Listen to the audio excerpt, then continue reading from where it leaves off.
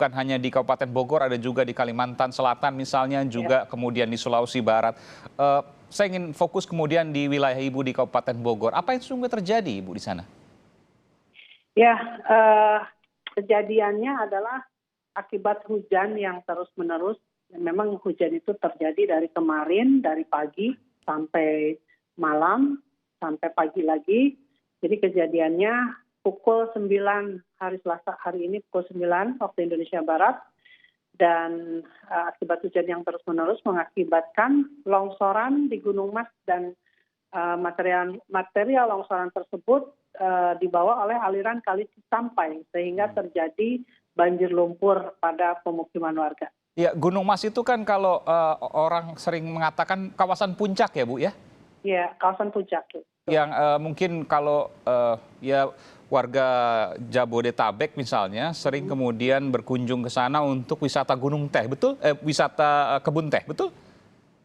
Wisata kebun teh memang ada di Gunung Mas, tetapi kawasan ini adalah kawasan perkebunan yang berada di ketinggian tadi disampaikan oleh BPBD 800 sampai 1.200 di bawah permukaan laut, sehingga longsoran terjadi di atas yang menimpa rumah-rumah karyawan PTPN di sana. Oh, oke. Jadi berbeda dengan tempat wisata. Di Gunung Mas juga ada tempat wisata, tetapi tempat lokasi ini adalah lokasi perkebunan teh.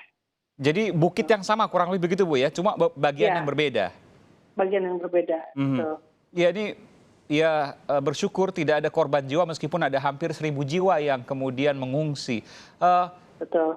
Seingat saya ini baru pertama kali sebesar ini, Bu. Kita tahu bahwa mungkin beberapa tahun lalu kalau tidak salah hanya menutup jalan. Tapi ini luar biasa, kami mendapatkan informasi. Saya akan memutar sedikit lagi.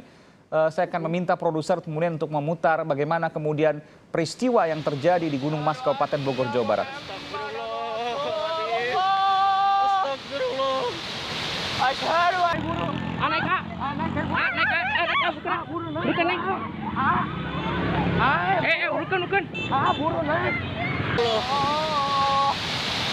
Iya, Bu Bupati, ini seingat saya baru pertama kali terjadi yang sebesar ini, betul demikian, Bu? Kalau di daerah puncak memang ini yang terbesar, tetapi untuk di wilayah Kabupaten Bogor awal tahun 2020 itu lebih besar dari ini di wilayah Bogor Barat. Jadi kalau di puncak memang ini yang terbesar. Di puncak ini yang pertama kali sejak berapa tahun terakhir, Bu? Mungkin lebih dari 20 tahun? Ya, sekitar itulah ya. Oke, bahkan rekam jejaknya mungkin kita juga sudah lupa nih kapan kemudian terakhir. Apa yang menyebabkan, Bu? Tentu ini bukan terjadi dengan sendirinya karena alam pasti memberikan tanda untuk kemudian sebelum terjadinya bencana. Ya, kalau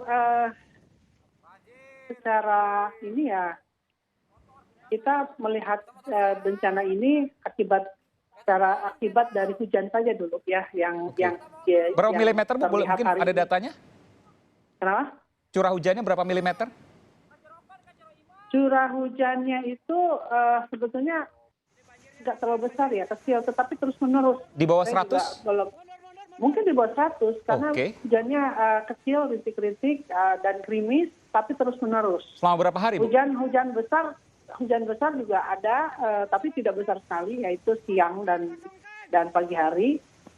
Tapi karena terus-menerus, sehingga ini yang menyebabkan banjir. Iya, saya ingat bahwa tahun lalu di Jakarta rata-rata hujan kan 100 mm, tapi tahun lalu itu naik 3 kali lipat, lebih hampir 4 kali lipat, 370 mm. Maka terjadi banjir besar kemudian di Jakarta pada awal 2020 lalu. Dan Bogor juga punya dampak pada waktu itu, Bu ya. Tapi hari ini kita melihat bahwa memang tidak terlalu tinggi curah hujannya, tapi kemudian efek yang dihasilkan luar biasa. Ada analisis soal ini, Bu? Mungkin tentu ini kita harus kemudian memberikan analisis nanti setelah ada penyelidikan misalnya. Apakah ada tempat-tempat yang kemudian beralih fungsi, yang tadinya misalnya daerah resapan, hutan, tapi kemudian sekarang beralih fungsi menjadi lahan, permukiman, pertanian, dan lain sebagainya? Ya. Kalau melihat dari situasi, saya memerintahkan kepada para BPBD untuk penyelamatan orang dulu. Yang pertama, selamatkan orang dulu, karena ini juga masa pandemi.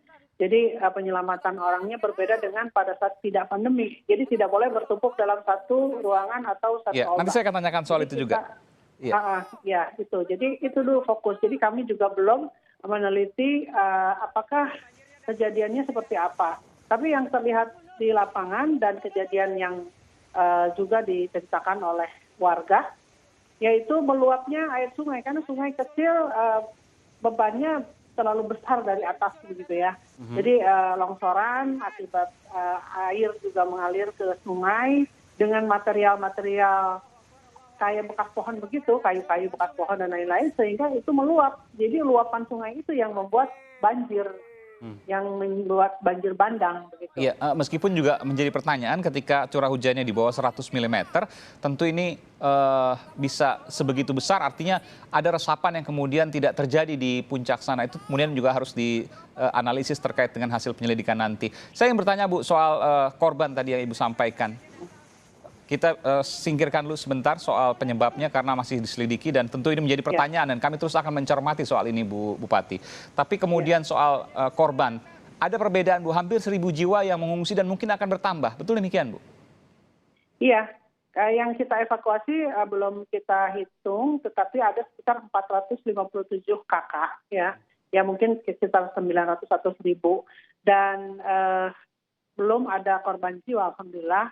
Tetapi dari beberapa yang kita selamatkan, ini sudah ditampung di beberapa tempat. Di salah satunya adalah di Aula Wisma, ada di sana Wisma Avandi, lalu Arca Gunung Mas, dan juga kepondokan-pondokan agro. Di sana ada tidak jauh dari lokasi itu ada pondokan agrowisata Gunung Mas, dan juga di Aula Siskona. Jadi kita menyebarkan masyarakat yang terdampak itu ke beberapa tempat. Begitu. Oh, supaya tidak ada penumpukan, supaya tidak ada kerumunan dan lain sebagainya Bu ya.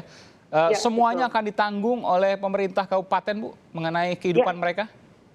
Iya, karena pesan saya adalah penuhi dulu kebutuhan dasarnya yaitu makanan, minuman, dan kalau butuh pakaian, berikan pakaian. Jadi itu dulu pemenuhan hak dasar dulu, setelah itu baru kita pikirkan tentang penyebab dan lain-lain.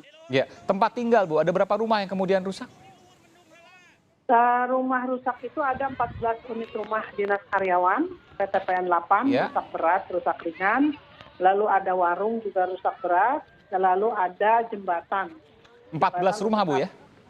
Iya, ada 14 rumah yang itu berada di kawasan perumahan karyawan, tapi di luar itu juga belum dihitung ya.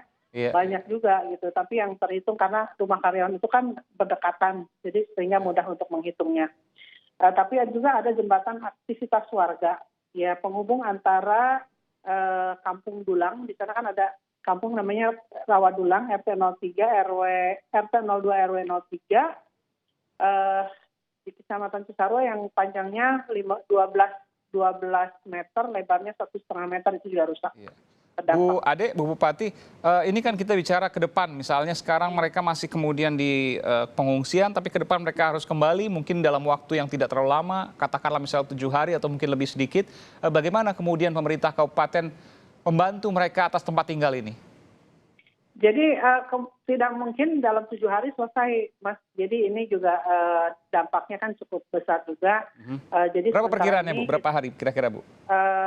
Saya belum tahu secara pasti, tetapi yang jelas berikan mereka kenyamanan dulu di beberapa tempat yang sudah dialokasikan untuk mereka.